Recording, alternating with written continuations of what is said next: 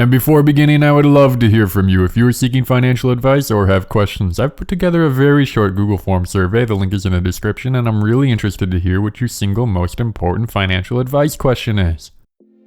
Do you want to buy a house?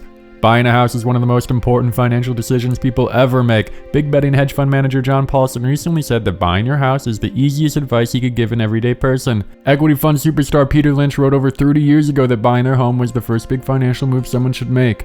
Buying a house makes so much sense because you're avoiding rent to landlords, you're gaining leverage, and getting a piece of real estate that is likely to appreciate in value. What are the major questions you face in buying a home, and how can you answer them? The first question is, how much can you afford per month? The great thing about this question is it's totally independent of any area, home, or even renting versus owning. Before you think about the great yard, the picket fence, and that brand new bedroom with your blankets in it, think about the money each month. Paying your mortgage won't be optional. Penalties, defaults, liens, and loss of service are all just a little bit scarier than the knock on the door from the landlord. I recommend coming up with 3 numbers. Know your absolute limit, like the amount you will never pay more than each month. Then know how much you'd like to pay, and how much you'd really like to pay.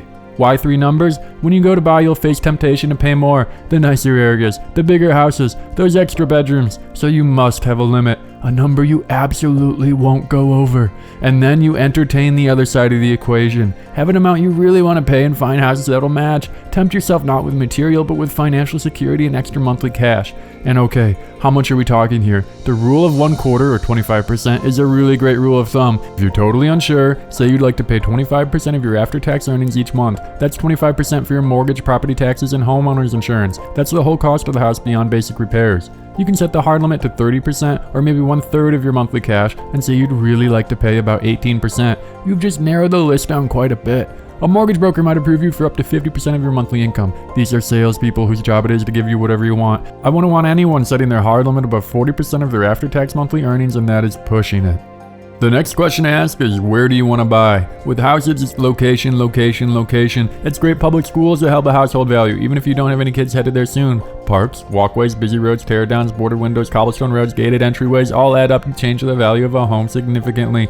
How do you know if an area is good? Honestly, ask around. Your realtor is another salesperson who isn't going to be turning you off to anything with a price tag. Your coworkers, family, and friends will love to give you their opinions on everything around. Listen, and take their advice lightly and head out yourself. Nothing beats the eyeball test when you pull up to a neighborhood, get out of your car, and stroll down the street. Come back at night. Ask a stranger what they think. Hey, excuse me, may I ask you a question about this neighborhood? This part isn't scientific, and it's not quantitative, but if you put a good amount of effort in, I think you can find those great pockets to zero in on.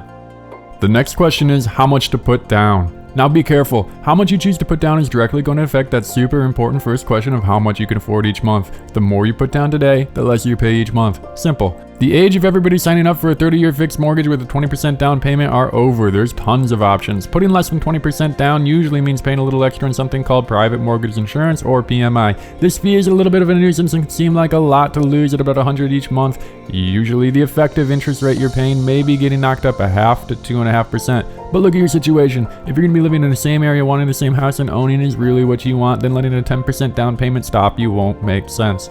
Putting down more than 20% will knock down your interest rate a little bit, up to about a 40% down payment when the powers that be no longer care how much cash you have. This rate reduction sounds attractive, but the bigger draw of that larger down payment is knocking down your monthly payment away from that hard limit and closer to what you really want to pay.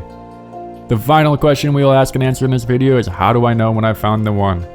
Let me spill the secret. You will never know. Every house has problems. Every house has secrets. Every house has beautiful things about it. When you move in day one, you're likely to feel a wave of anxiety, fear, and buyer's remorse. Oh no, what have I now done? Your parents told you from a very young age to be mindful of consequences, and you naturally avoided decisions that seemed to have long-lasting effects. And here you are in an empty room staring 8 years into the future. Relax. You're searching. Go look. See the neighborhoods. Do the open houses. Schedule your showings. See 20 houses and don't let your realtor tell you that it's dumb. What did you like about that one? What's your biggest problem with this one? We've all seen the TV shows. The decision-making process here is about knowing your wants, gathering the data, and whittling it down. Do you want to know more about mortgages? You can start looking at the intricacies. 30-year mortgages, 15 years, 10 years more, fixed rates, variable rates, escrow accounts, and balloon payments. But right now, I honestly think you're ready to begin figuring out how much you'd like to pay each month. Thanks a lot for watching, and don't forget to fill out the survey in the description if you are after financial advice.